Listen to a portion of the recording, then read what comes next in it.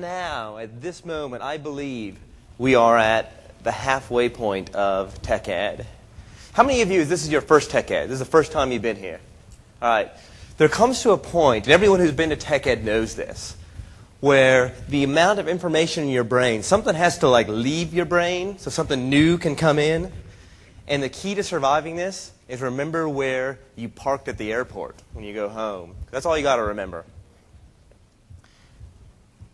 Today we're going to talk about Windows Server 2003. So this session right now, and I will warn you if there are other sessions you want to go to, is primarily intended for people who are new to Windows Server 2003. You haven't been running it, so you want to hear about how it's going to be different from Windows 2000 in security.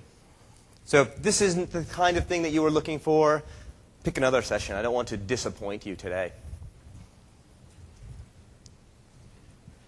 Everybody remember back in July 2001, July 25th to be precise, about 4 o'clock in the afternoon.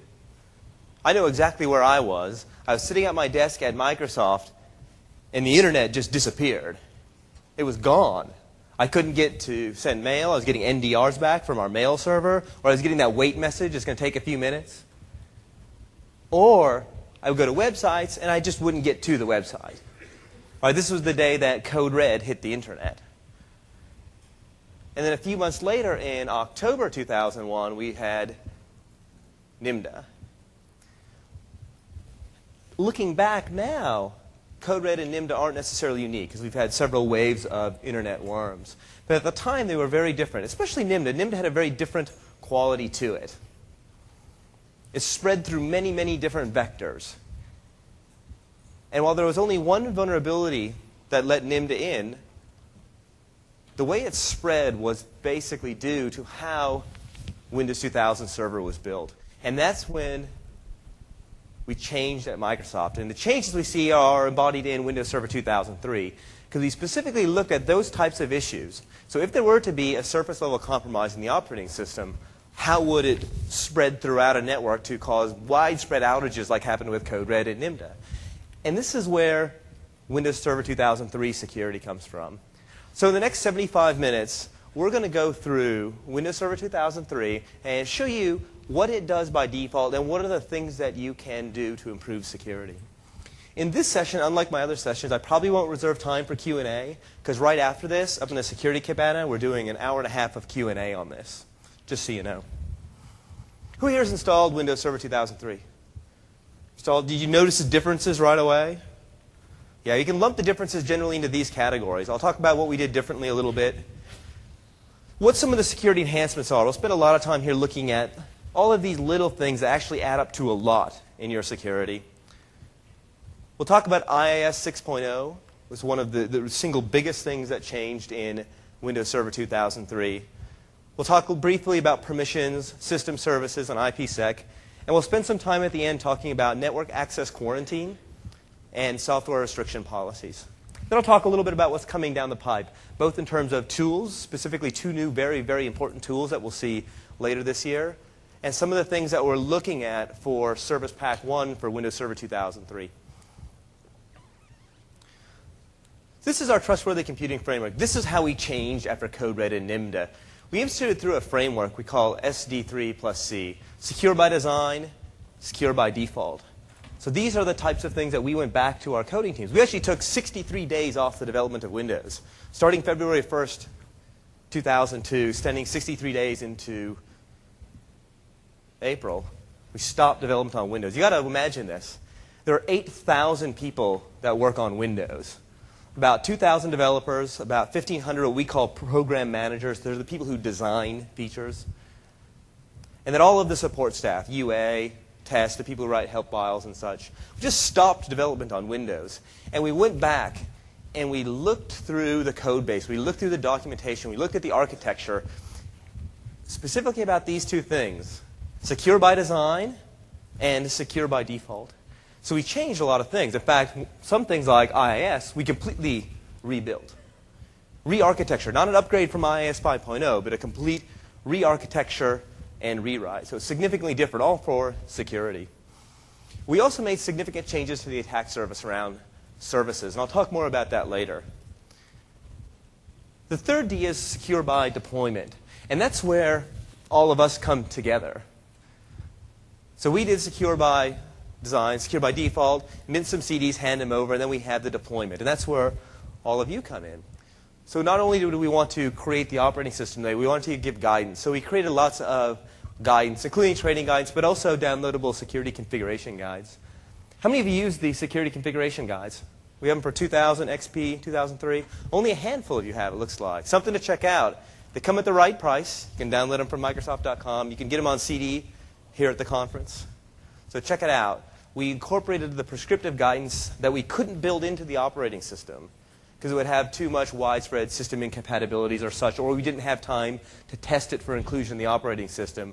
We put that guidance in security configuration guides. And I'll talk a little bit more about that at the end.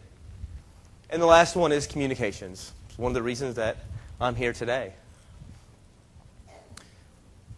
Some of the changes that we made had to do with Active Directory. How many of you worked with Windows 2000 right when it came out? So early 2000. You see security guidance that said domain is a security boundary. It was just something that we published that we shouldn't have published because it really wasn't true. In NT4, domains were security boundaries. If you're a domain administrator in your domain, you have complete control over everything within that domain, and that's it. You bring up another Windows NT4 domain, so now you have two domains. You create two one-way trust relationships. You still only have administrative access over things within your domain until the domain administrators in domain B decide to give you some type of access. It changes in Windows 2000. In Windows 2000, we have domains in a forest that are joined by Kerberos trust. And one of the tenets of Kerberos is that all resources within the KDC's realm, or a forest, are trusted equally. So a KDC will trust any other KDC equally, regardless of where it is in the forest. And a KDC in Windows 2000, Windows 2003 speak is a domain controller. So all domain controllers trust each other equally, regardless of what domain they're in. So domains are no longer security boundaries. Forest becomes the security boundary.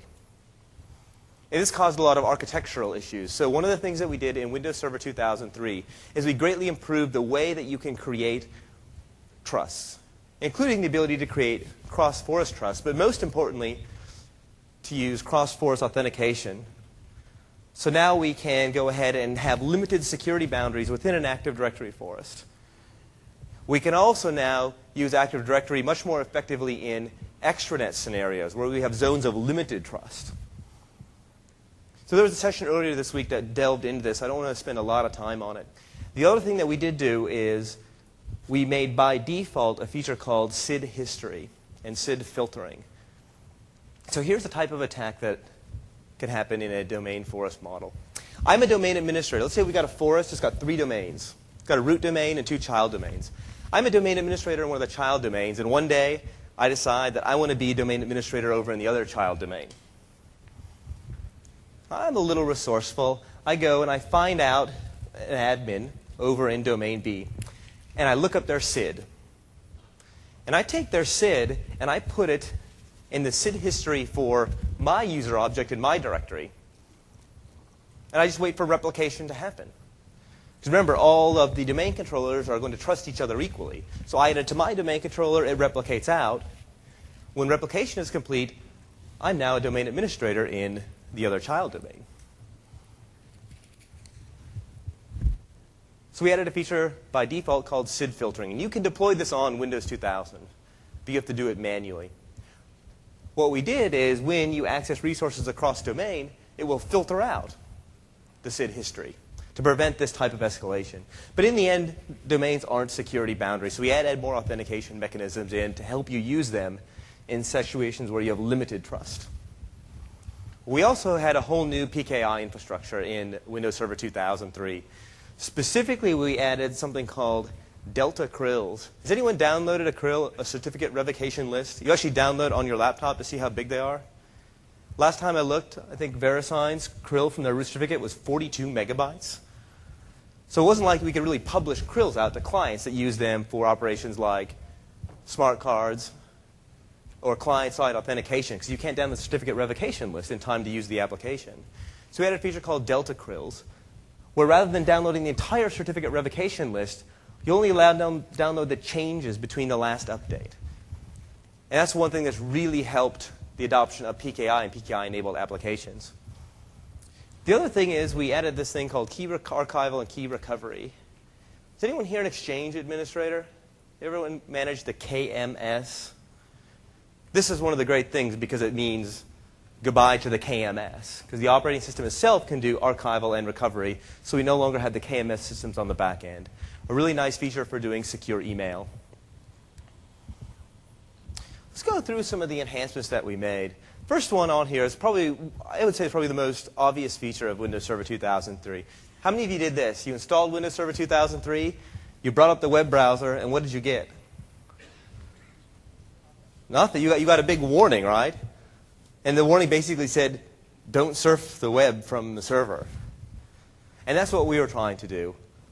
One of the things that we wanted to enforce in users, rather than removing the browser from the operating system, which we cannot do because there's so many other dependent components, we wanted to put a not-so-subtle reminder to system administrators that you really don't want to be browsing the web from your server. Browse it from a workstation. So we had what's called the enhanced security configuration, where you bring it up, and it tells you immediately, if you want to go to this site, make sure you trust it. You have to place it in the trusted site zone. And you can remove this configuration, ESC, although we highly don't recommend it.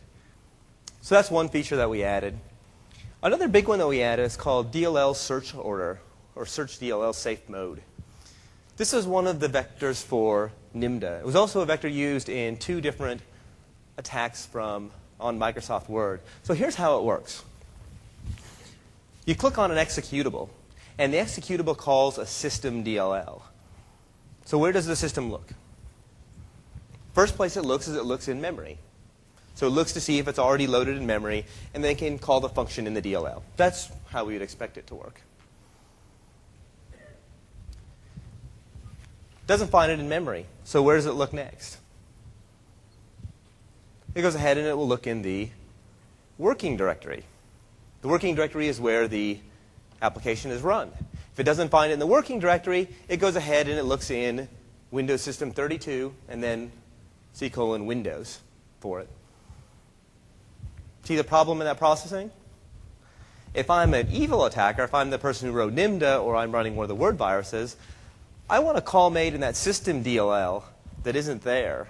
So I'm going to make my own system-level DLL, and I'll put it in the working directory. So now when you run my executable, it looks through the search order, sees my evil DLL in the working directory, runs that one. It never gets to the system DLL. So we changed that. The feature is called Safe DLL Search Mode. So by default in Windows Server 2003, it looks in the system directories first and would not look in the working directory unless it doesn't find it in the system directory. We added a feature in Windows 2000 in Service Pack 1. You can actually set a registry value called Safe DLL Search Mode equals to 1 to have this effect on Windows 2000. We also added in XP Service Pack 1 also. So this has really helped stop the proliferation of worms once they get on a system. It's a nice feature. We implemented AES, the Advanced Encryption Standard, in EFS by default. Just a minor change if you use EFS. Another big one that we did is the Everyone group no longer includes anonymous users. If people were running this, did you notice this on your operating system? Things like anonymous enumeration stopped working. How many of you have tried to set restrict anonymous equal to 2 on Windows 2000? It breaks a lot of things. Anything that requires a null session or null session connectivity to start an authentication path fails. So it's a feature, while good, because then you don't have anonymous authentication, someone who can get information from your SAM database like usernames, what your account policies are, when the last time an account logged on, when the last time a user changed their password. All this you can extract anonymously unless it's controlled. So you could set restrict anonymous equals 2, and that would prevent all anonymous enumeration. It also broke a lot of things. So we changed how that feature works in Windows Server 2003. And simply by removing the Everyone group, or sorry, anonymous users from the Everyone group, allows us to decrease the dependency on the Everyone group and thus stop most types of null authentication by default. Additionally, you can set restrict anonymous equal to 1 on Windows Server 2003 to stop types of null authentication. So this was a big change to help prevent that type of information gathering. This is one of my favorite ones here. Has anyone done this? Created a blank admin password and then tried to get somewhere on the network and it doesn't work? Or you try to get access to a network resource using that account and it doesn't work? This is one of the things we did because we know that the first time you create an account, you get to give it a password. But it doesn't enforce the complexity bits when you create the administrator password because we haven't set the complexity option yet. So you can create a blank password and fully have a blank admin password. So we said, if you want to use a blank password, you can. We're going to make sure it only works when you're sitting at the console. You can't use it over the network. You can't use that account to come into the system. And there's a group policy option if you really, really want to change this behavior and allow you to have a blank admin password. You can go ahead and group policy and say, yes, I would like my administrator account to have a blank password and be able to use over the network. Just emailing me your IP address after you do that, because then I'll help you patch your server. We also did this in Windows XP too. We implemented PEEP for wireless protocol. And this is one of the things that you'll see in Service Pack 1 for Windows Server 2003, is it will fully incorporate WPA for wireless access. Another change that we made for Secure by Default was with RRAS. So in RRAS in Server 2003, you turn on the server, you start RRAS, you configure RRAS, and on the interfaces for RRAS, by default, it applies an IP filter that only allows VPN traffic in. GRE Protocol 47, TCP 1723. If you choose L2TP, it'll allow IKE traffic through and allow L2TP through. So by default, it does this on your RRAS interfaces. This is what we mean by secure by default. Like I said earlier, IIS 6 we went into complete lockdown mode. How many of you installed IIS on Windows 2000? Oh, come on. If you installed Windows 2000 off the CD, you installed IIS, right? But it wasn't just IIS, was it? It was Index Server. It was WebDAV. It was ASP.NET. It was, oh, I can't forget this one, my favorite, the Internet Printing Protocol. Anyone here use Internet Printing Protocol? IPP? One person did, and I know he did it because he was a trainer. Anyone else use it? I know of one company that implemented this, Hewlett-Packard, because they had to. So here's the idea. The idea behind Internet Printing Protocol is that you could deliver print jobs to a URL. I guess it seemed to be nice. I could print something over the internet to my office hundreds of miles away. I'm not sure exactly what the feature was for, but we added it in there. It had a unique quality. It ran on top of IIS, and it had a virtual directory in IIS. So if you look at the virtual directory, you say, hey, you know what? I don't want this Internet Printing Protocol thing. So you delete it. Next time you restart the spooler service, it says, hey, wait a minute. These guys need Internet Printing Protocol. I'll enable it for them. And IPP came back. Or you'd reboot your server and IPP came back. Really, really bad design error in Windows 2000.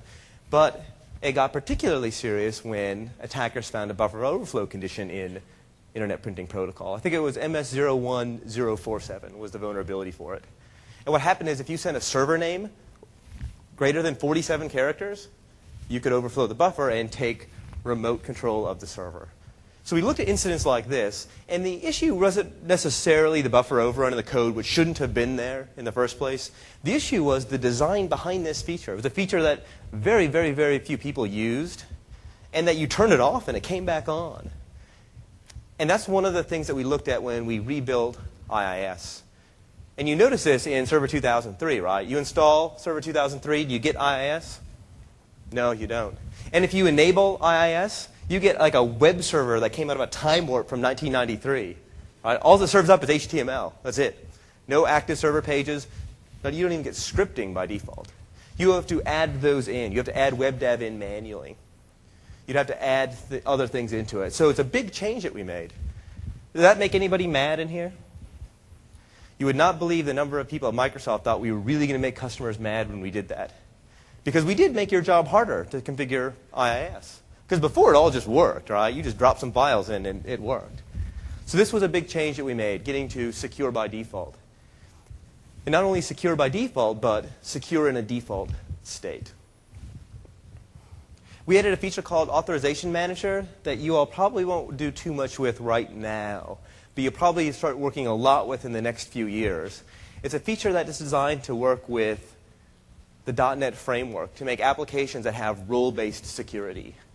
So all managers in your organization can do these set of operations. All receptionists can do these sort of operations on a database or in an application. So it's a feature that we're not really seeing be prime time yet, but we certainly will as more applications in the .NET framework get released and developers get wise to what we call code access security, which is the next bullet point right there, code access security. By default, we did the administrator password complexity. I'm sure that all of you saw this the first time you installed it, because the first time you installed the server, you used the password for the administrator account, and it rejected you. And it said you can't use this password. You must use a password that meets complexity requirements. So that's one thing we want to do for administrators of the system, just to give them a gentle warning.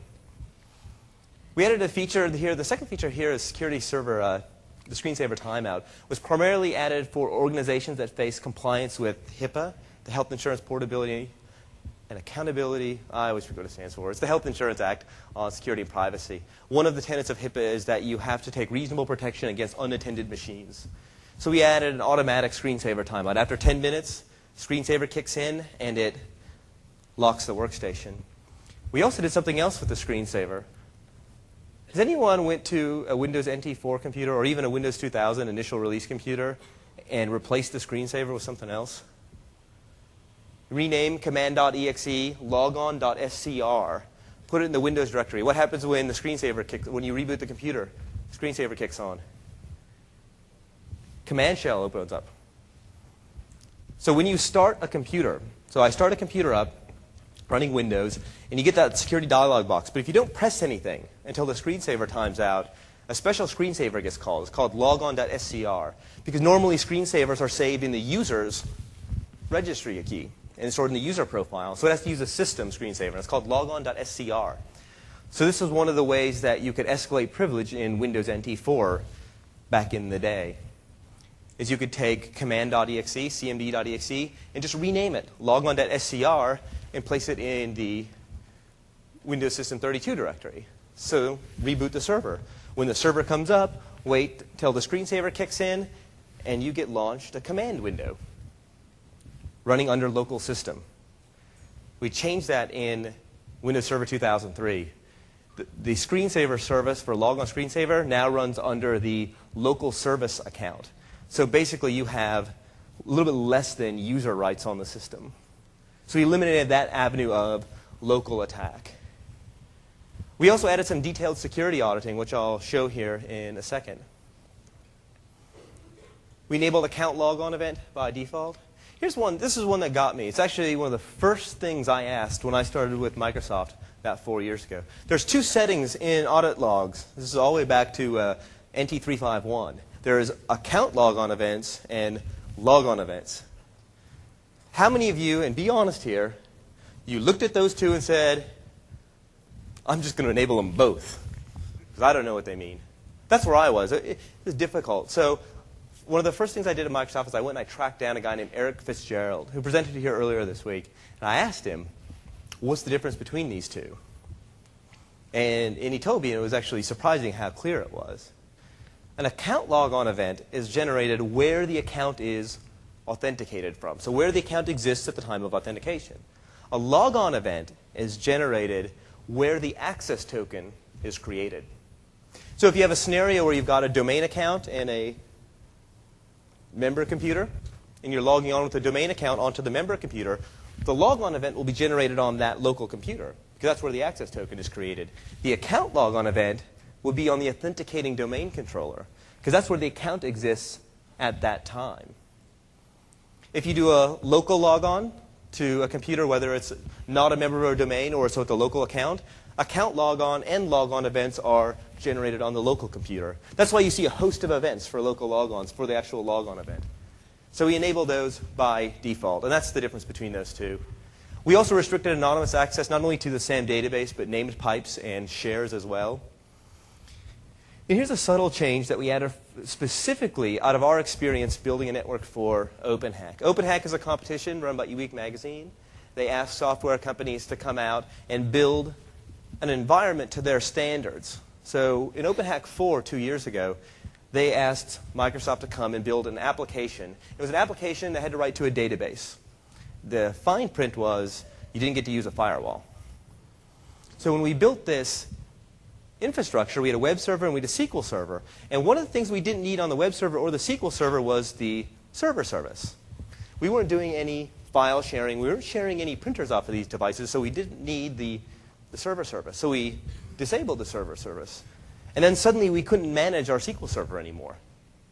Even on the box locally, you'd start up SQL Enterprise Manager and it would fail. So we looked through the code base for SQL Server and we saw that the way that the SQL management tools work is they work through calls to the remote registry service. Even if it's running locally, it uses calls to the remote registry service. That way there's only one code base, whether you're local or remote. And it happened in Windows 2000. The remote registry service was dependent on the server service. So when we stopped the server service, it stopped the remote registry service. We couldn't manage the SQL servers. So for all of you SQL Server administrators, we decoupled the remote registry service from the server service. So it's a subtle change, and it mainly affects SQL servers, because now on a SQL server, you can disable the server service, and the remote registry service will still function properly. So you can still manage your SQL server and have the server service shut off. So that's a change we made specifically for SQL servers out of our own experience. We added real ACLs to terminal server. So terminal server functions like any other object in the operating system, and you have the granularity of access control and also of auditing. We had full incorporation of DPAPI, or it's called the Data Protection API. This mainly impacted EFS and how EFS works on computers. It eliminated that local attack on EFS accounts. And the last thing we did is we put a lot of effort into this is we greatly tried to improve the help file for security. Has anyone noticed this, or did it go completely unnoticed? If you want to see this, you want to see this for yourself, look up DNS in the help file. The first thing that you see on DNS in the help file are threats to DNS servers. And it lists what the threats are, and then it tells you what you can do to prevent those threats in your environment.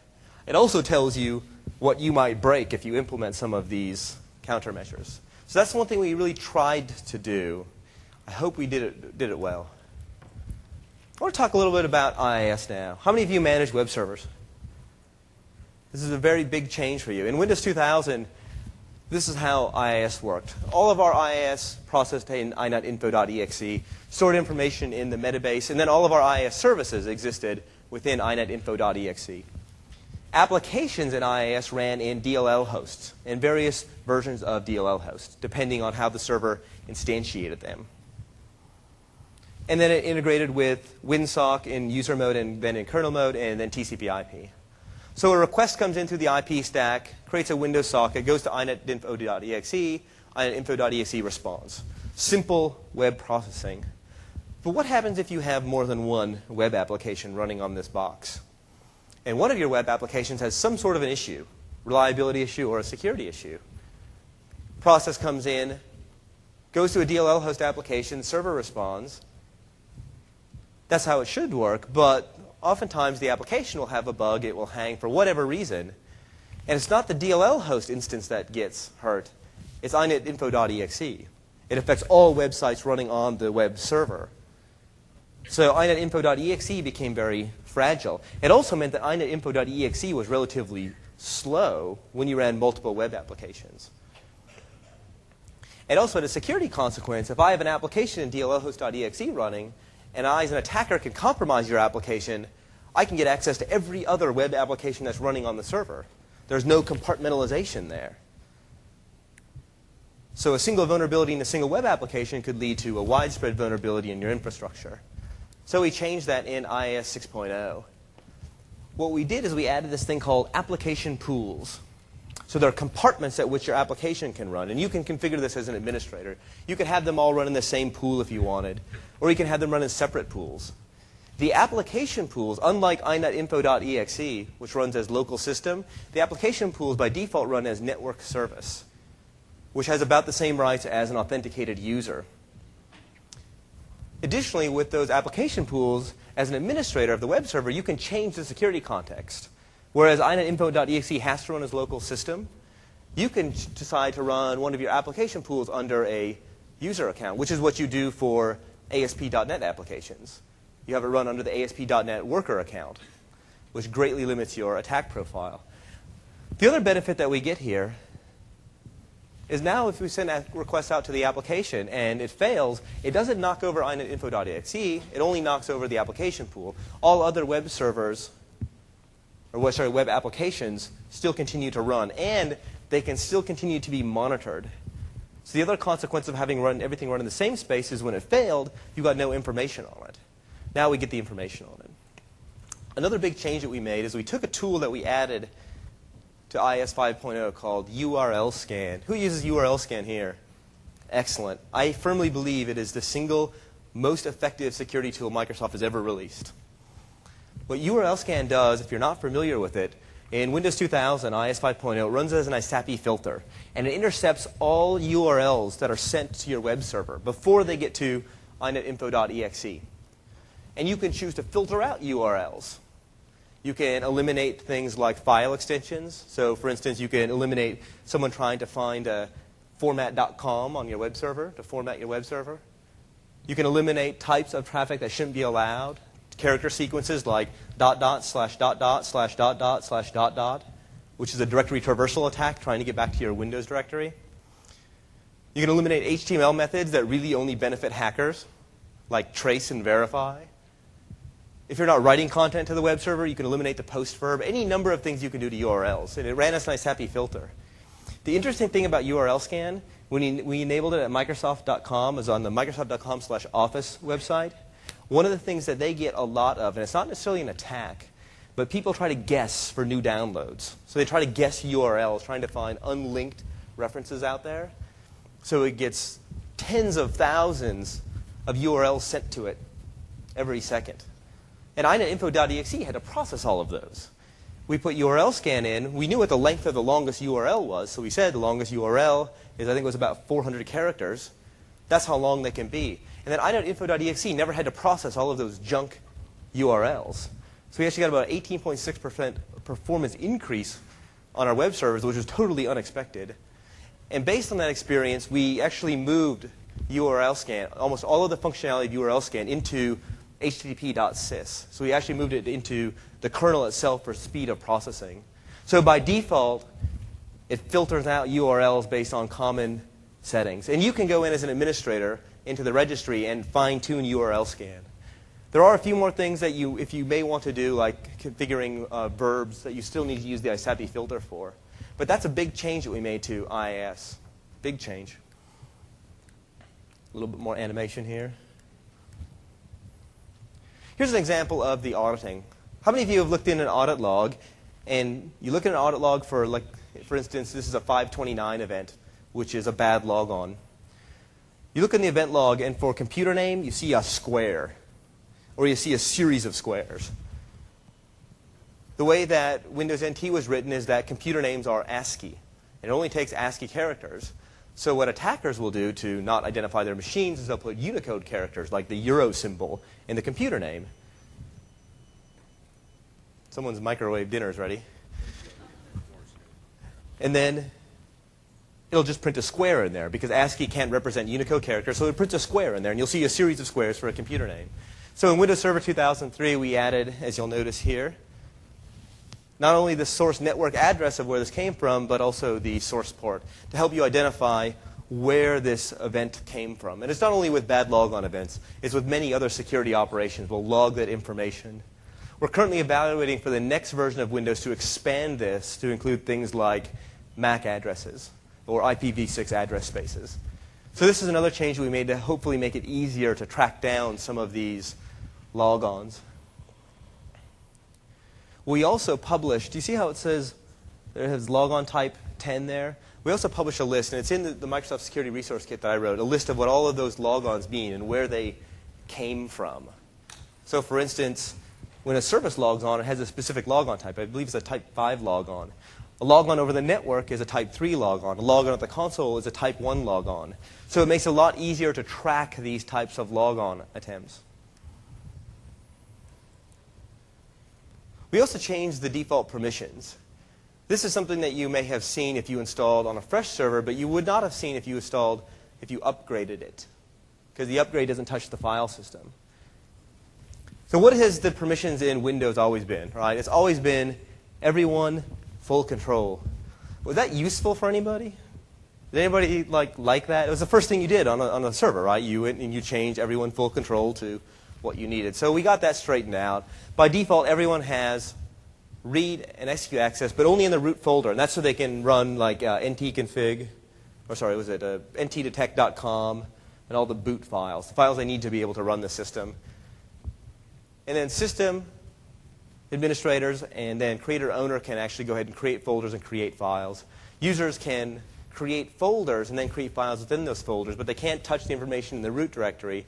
And they also can't change things in the Windows system directories or the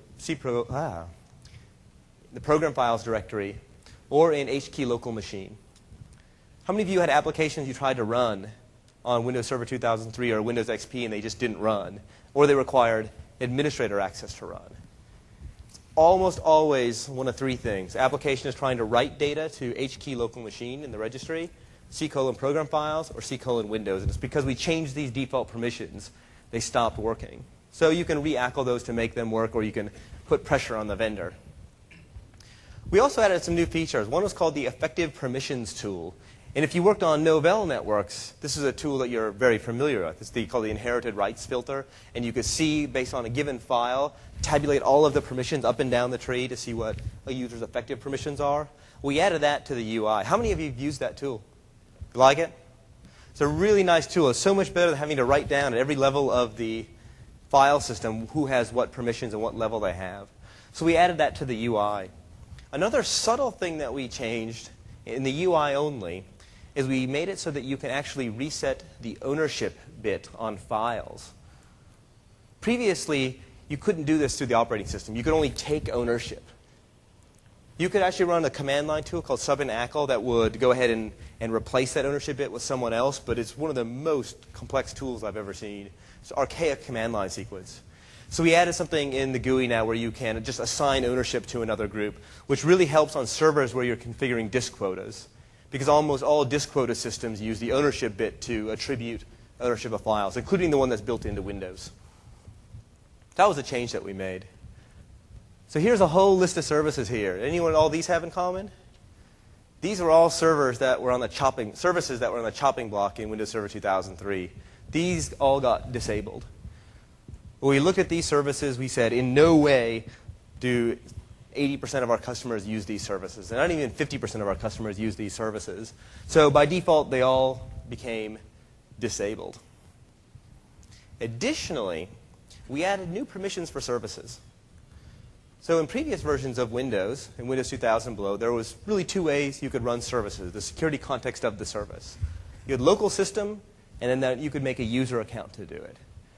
Local system is the computer itself. It has a special user right. It's called SETCB, Trusted Computing Base. It is the security provider for the system. So anything that local system can do, by definition, cannot be traced, because it could just simply hide it from the rest of the system. So all the services ran as local system, whether they needed that right or not. And some do need that right, like, for instance, inetinfo.exe. To carry out metabase operations, it needs to run as local system. But we added two new ways to run services, local service and network service.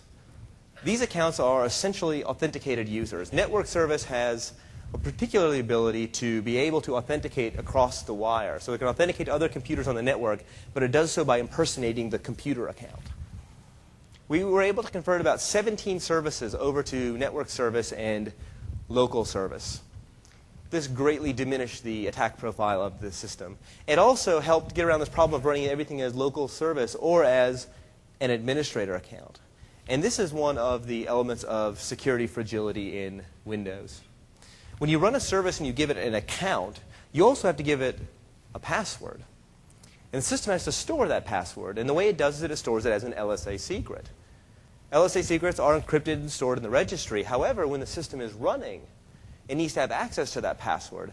So it extracts the LSA secret and stores it in memory. The administrator of the system, or anyone else who is local system, can retrieve that bit of memory. And in it, they will find the clear text password of the service. In fact, there's a tool that you can download on the internet that will do this for you called LSA dump. Dump out the LSA secrets on the system so long as you are an administrator or you have that TCB right.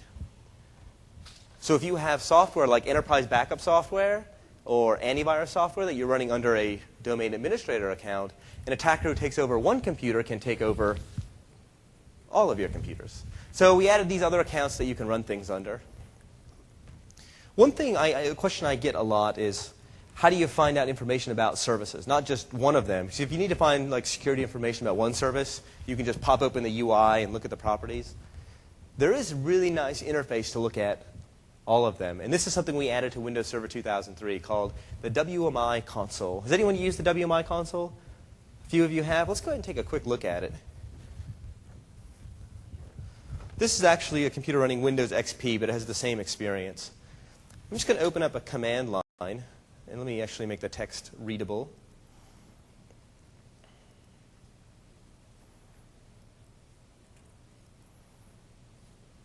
Anybody know what this looks like? Make it look like WordPerfect.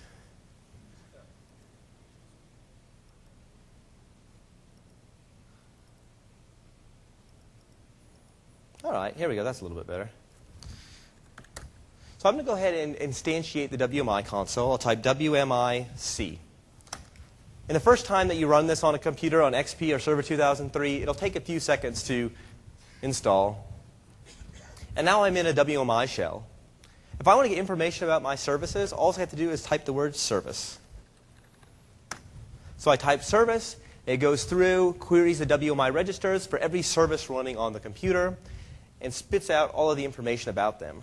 So if I scroll to the top of this list, you'll see that the first list is the alerter service. Then we see like the application layer and gateway service.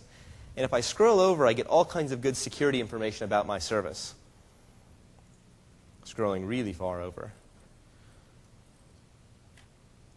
So under the path, I actually see the path of the executable for the service.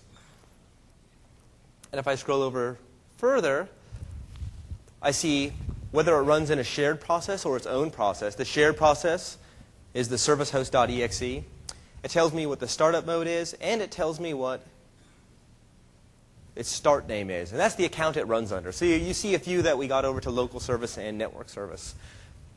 For administrators, I call this instant documentation, because it's a thing we all love to do, right, is document security settings.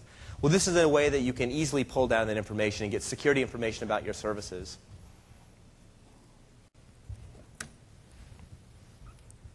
We also made some changes to IPsec around management and security. How many of you use IPsec not as an encryption mechanism or an integrity mechanism, but to block traffic? This is where we did make some changes that impact the scenario. In Windows Server 2003, you could create a rule, or in Windows 2000, so in Windows 2000, you create a rule that says block traffic from anywhere to anywhere. Logically, you would think that would block all traffic, but there were protocols that were exempted by default from that. There are 5 of them. RSVP, which is used for quality of service. IKE, which is used for the negotiation of IPsec security associations. Kerberos, multicast, and broadcast all get through by default, even if you have everything blocked. In Windows 2000, you could go ahead and set the default exemption registry key at the top of the screen, no default exempt to 1. But IKE and broadcast and multicast traffic would still pass through your filters. So in Windows Server 2003, we added several other levels. But most importantly, by default, the only exemption we allow for IPsec block filters is IKE traffic, so you can negotiate any type of IP security you're actually using. This made it a lot easier to use IPsec in a block mode for using it as a very, very primitive form of a firewall. So that's a big change that we made. We also added a number of other features, but specifically around management. We added a way that you can manage IPsec from the command line through what's called the network shell. How many of you have used the network shell, NetSH? It's really, really handy. In fact, if you come from a Cisco background, you love the network shell because it works like the iOS does. In fact, Cisco helped develop the network shell, and that's why it looks and feels like the iOS. In fact, in Windows Server 2003, you can configure almost any aspect of networking through the network shell. And for XP Service Pack 2, we're allowing you to configure the firewall through the network shell. And that'll be true in Windows 2003 Service Pack 1. You'll be able to configure the firewall from the command line also. In fact, in IPsec, there are several things that you can only configure through the firewall. So for instance, you can configure default exemptions easily, enable strong CRIL checking, where we'll actually compare the name of the CN on the CRIL subject to the CRIL. You can enable logging for IKE if you want to see detailed tracking. And you can enable a thing called IPsec persistent policy, where we want the policy to persist past the boot phase.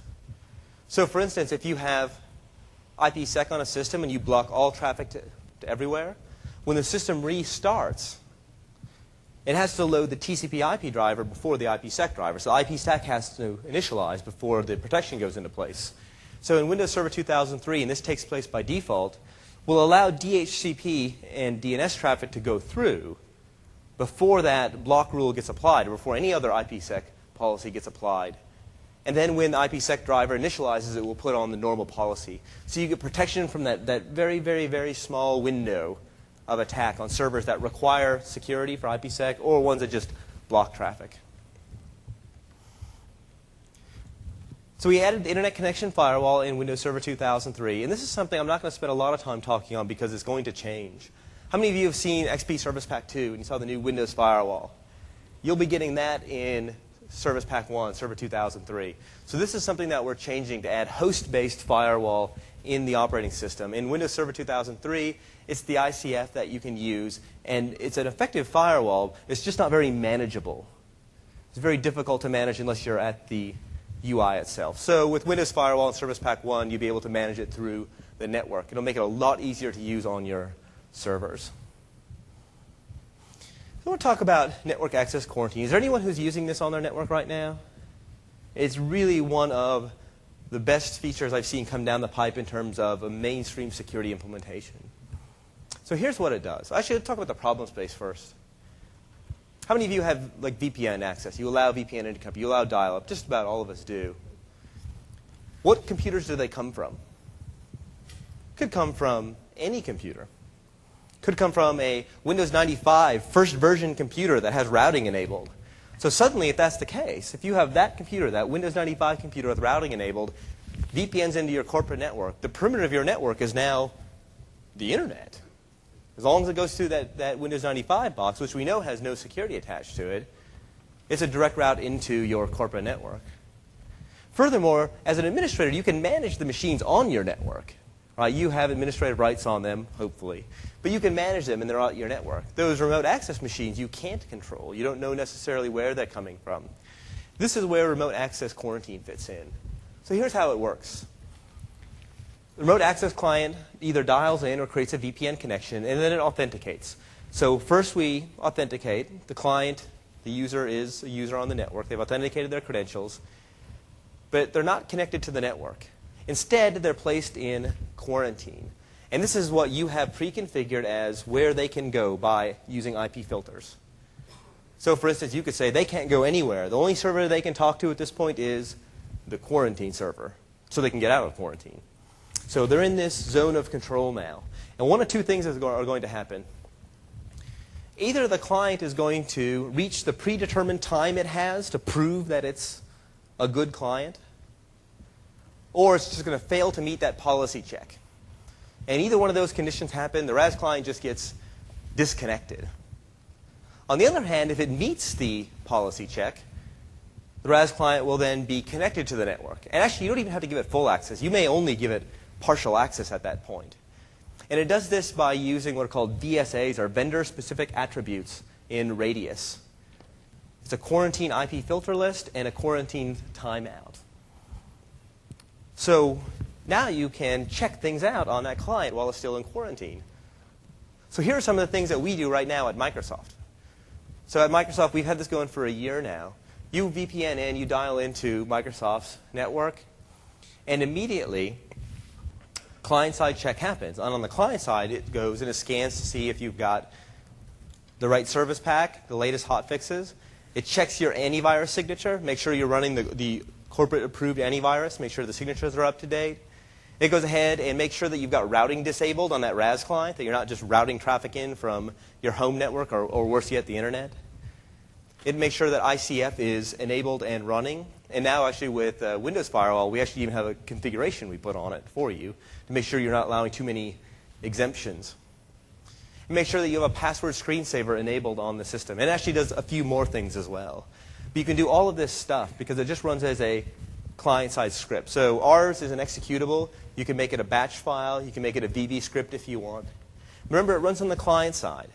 So it isn't a security feature in that it's going to keep out bad guys. Because remember, the user's already authenticated at this point. We already know it's a user on our network. But what we want to do is we want to have some assurance that the computer they're using is safe to connect to our network. And that's where the quarantine feature comes into play. So here's how it works. We have our RAS client. We've got our RAS server. On the back end, we've got an IaaS server, Microsoft's implementation of Radius.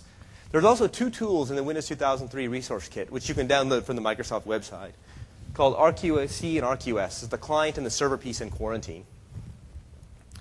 So on the RAS client, the client has to have the connection manager installed.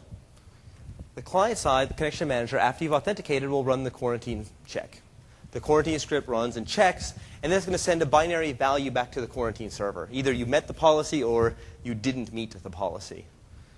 The RQS is listening for that result, and it compares the two strings that it receives. And if it says that you met the client-side check, it will tell the Radius server to eliminate your quarantine or implement a different quarantine if you've got a multi-tiered network. And then the IS server is responsible for managing that IP quarantine and timeout.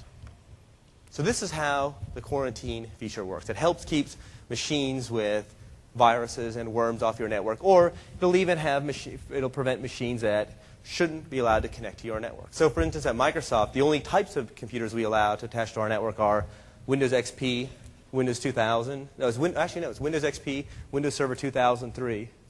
And then you can put it in an exceptions group if you've got a Macintosh client, if you're part of the Macintosh business unit. And that's all we allow in our systems, because those are the only systems that are approved by the company. So this is a really, really interesting feature in and of itself, but where it gets really interesting is something that you're going to see here in the not-too-distant future. It's when we can bring down quarantine to the network layer. How many of you would love to have this feature on your network? You walk into the network, maybe you've got consultants that walk into the network, they plug their computer into the wall, and maybe you don't even do like a quarantine check.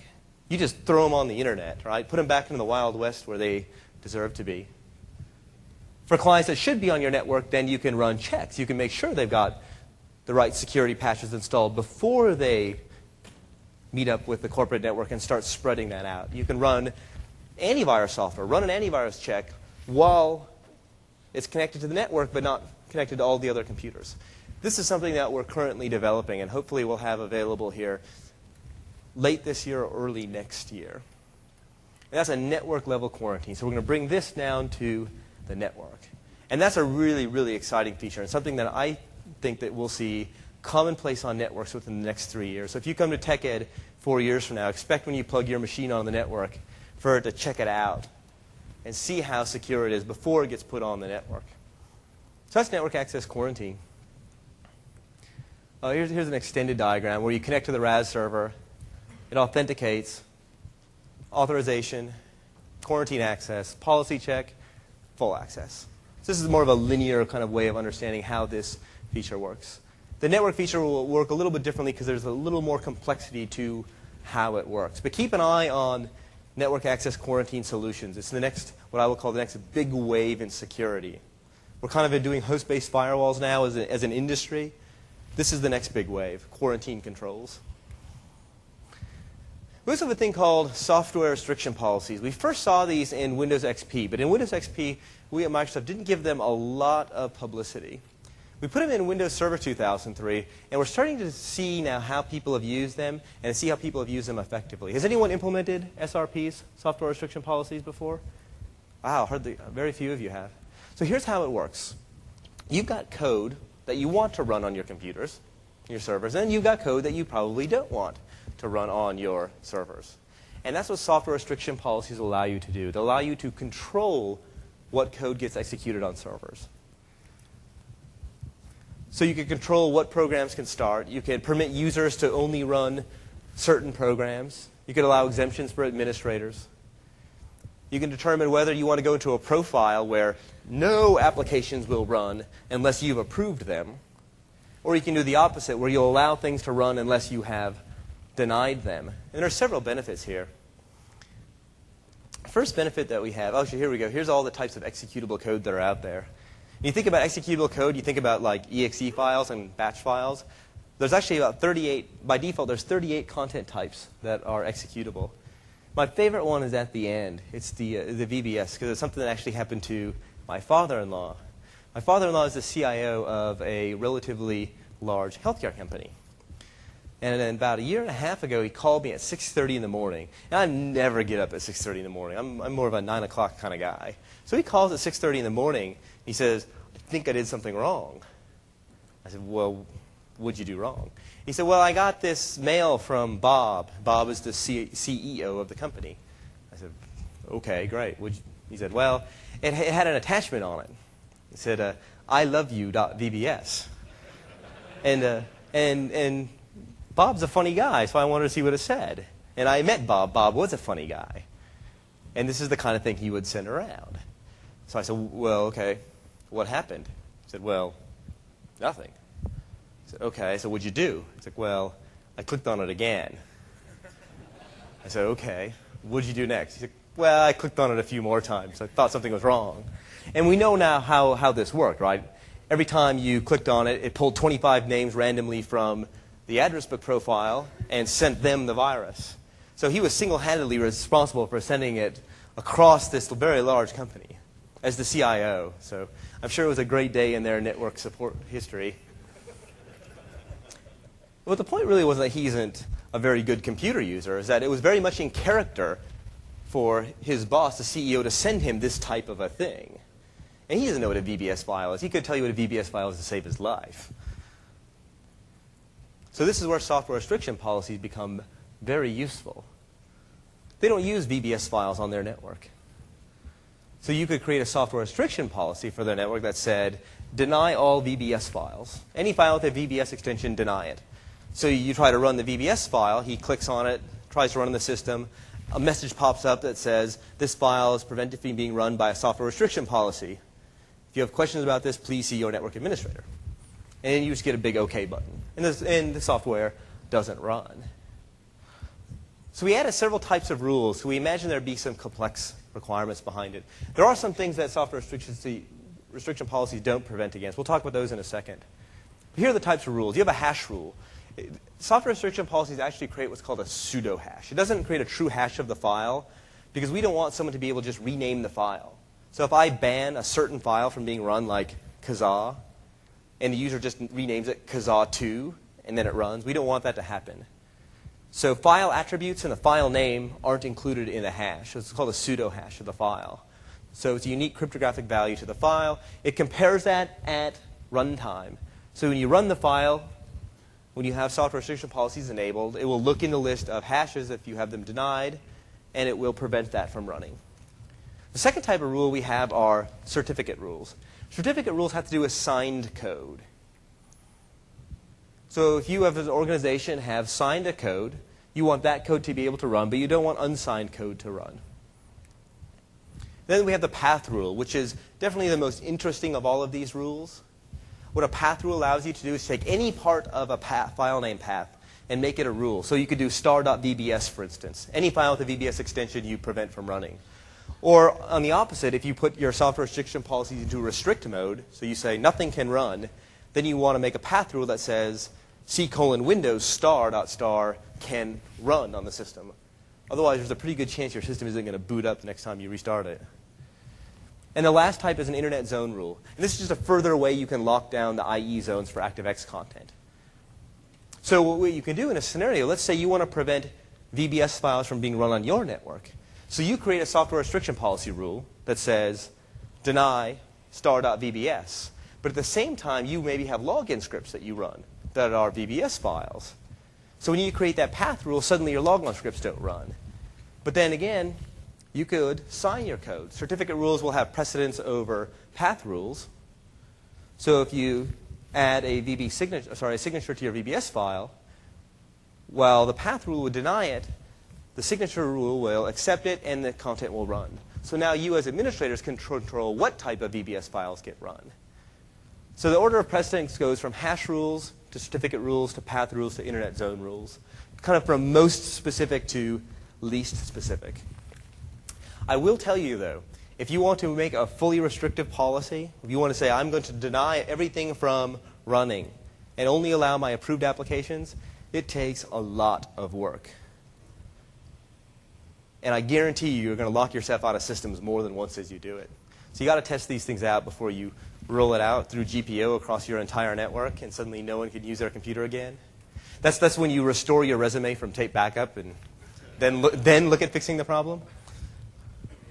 So there are some things, though, that software restriction policies don't apply to. They're not going to affect drivers or anything that runs in kernel mode, right? Software restriction policies are in user mode. They're not in kernel mode, so they can't impact anything that runs in kernel mode, meaning they're not going to stop rootkits that are already installed on your system. They would keep going. It's not going to protect any program that runs as system, right? System, you can't protect against system because it is the system and it is the security provider. It's not going to affect things like Office macros. That's what Office macro security is. And it's not going to affect things that are written for the CLR and .NET framework. That's what code access security is for. So there are some limitations to it. The other thing to make very, very clear about this, it's not an end-all security feature, right? It's a control feature. A user can easily remove these policies if they have the right access to technology and have the right mindset. So this isn't going to stop the evil person on your network. What this is going to do is going to help the good people do good things. In fact, the things that make it weak are also the things that are key as an administrator to be able to manage it.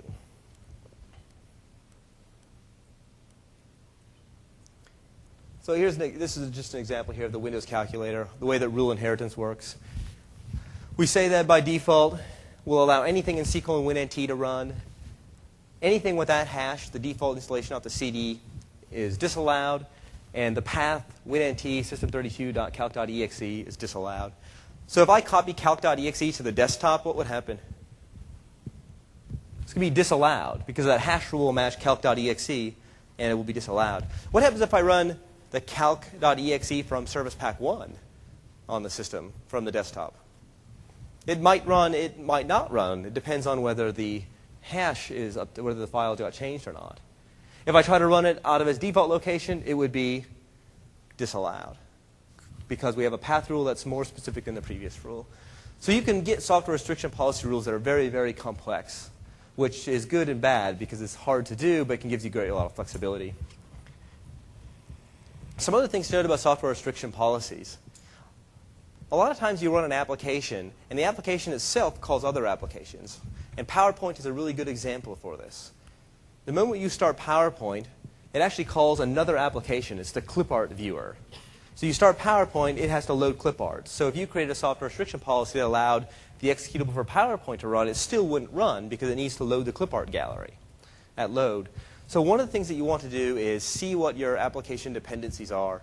You can do that through the system information, or you can type at the command line msinfo32.exe.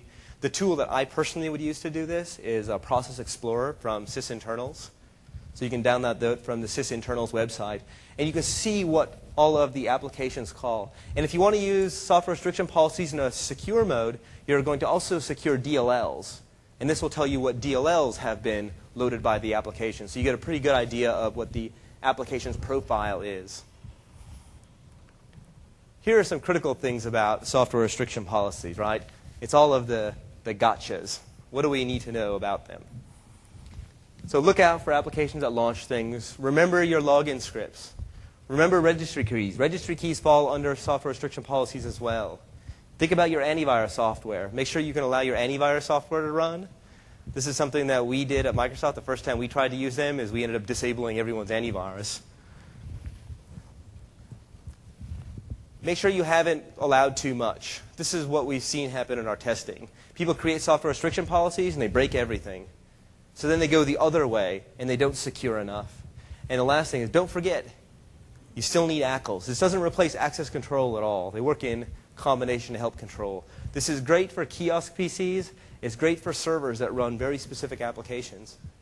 The other thing that's really good with software restriction policies that's proved to be very useful in the last 3 weeks if you've done it. We had Agobot, the worm that came out to install files. Take the software restriction policy hash for those bad files, put them on your server so your servers won't run the code if they're attacked. So it's an effective way to use software restriction policies, known bad code. And you're seeing Microsoft, we're starting to publish those now in our security bulletins for specific things, or they're on our website, what the hash value is that you'd want to create for a software restriction policy to prevent known evil code from running. Thank you. Event log. So troubleshooting software restriction policies. If you're going to do a lot of this, you're going to break lots of things. You can use the event query tool. And here's the actual string. You can just type this in. What this will do from the command line, if you type this in, is it will extract all of the events generated by software restriction policies. So you don't have to go and pick them out from the UI. You can use the RSOP, the resultant set of policies, to get information. You can also enable advanced logging, and I highly recommend this if you're doing work on restrictive systems where you're going to deny everything and then allow things. Set this detailed logging bit because it will give you very detailed information about what's breaking the policy. So if you try to run an application and it fails, this will tell you what actually failed, and then you can adjust your rules. And here's the big thing you want to know is how do you recover from a software restriction policy that you've disabled access to a system? You can certainly go in and disable the group policy if you've applied it through group policy. Unless, of course, you've broken group policy processing by denying the command line group policy extensions. You can always boot into safe mode, log on as the administrator, and just delete the software restriction policies registry key. And then restart the system, and then you'll no longer have those policies applied. And that's why this is not necessarily a security feature, right? It's about controlling people. Because your users could do this too if they can get into safe mode as an administrator, or if they can edit the HKey local machine registry. So you set transparent to enabled equals 0. We'll also disable it rather than actually having to delete the key. That will preserve the rules there. So there are ways around this, and this is key for troubleshooting them. Here are the security configuration guides. I put the 2 links here, the Windows 2003 guide and the Threats and Countermeasures guide. The second guide is particularly useful. So we created a security configuration guide. It's got 3 levels of security. It's got a legacy level, which will allow interoperability with down-level clients like Windows 98. It's got like a middle level, which is where most organizations should be.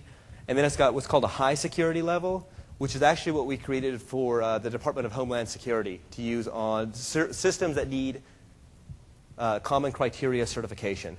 Not really applicable for corporate networks. It breaks a lot of stuff. In the second guide, though, we went through our first guide, and we went through and we talked about what all the threats were to these features. So it wasn't about enabling a feature. It was here is the threat, here is the feature. But what we took specific care to do is to document what breaks.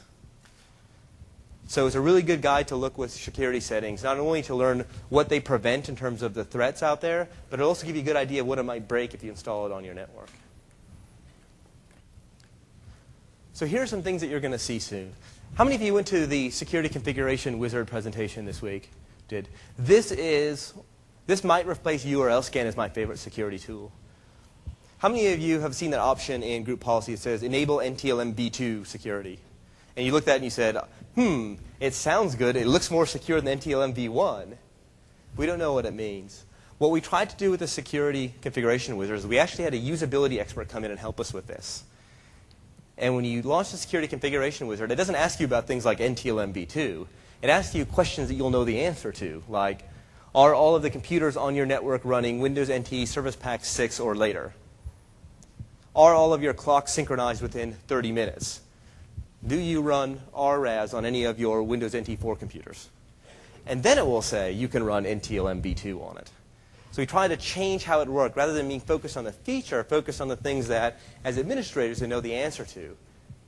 And it does this, it will do this for nearly every service in Windows, including many other applications. And one of the best features about it is there's a really important button we added to the end.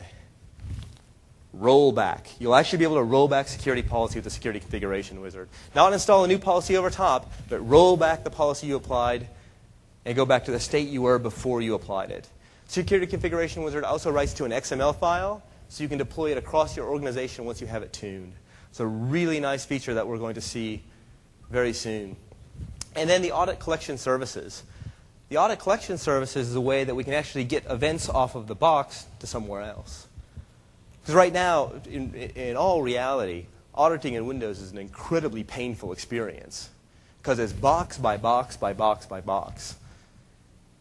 So what the audit collection service will do is it runs on a client, and in real time, it will pull the events off and log them to a collector, which is just an SQL database. It actually logs the binary event itself. So then once it's in the database, there's all kinds of things you can do with it. You could do forensic analysis with it, because you can do advanced correlation now, because this is all machines on your network. You can also go ahead and have real-time intrusion detection correlations. So you can see when someone tries to log on 10,000 times onto your network. You can do alerting mechanisms to the database. So this is a really interesting feature. There's also a presentation on this week. I don't know if it's happened already or not. It's already happened? So this is also a really interesting feature that will help with a centralized management of security in Windows. Last thing I want to talk about, there's 2 books. There's the book I wrote this year. We're going to update this for Windows Server 2003 this fall, Brian Komar and I. So we're really excited with this book. This will give you a lot of the background into how security works within Windows from an architectural standpoint. And then a new book, so I'm plugging away here. I want to thank you for coming. If you've got questions about this, we're heading up to the Security Cabana, and we'll talk all about what's happening now and what's going to happen in the future.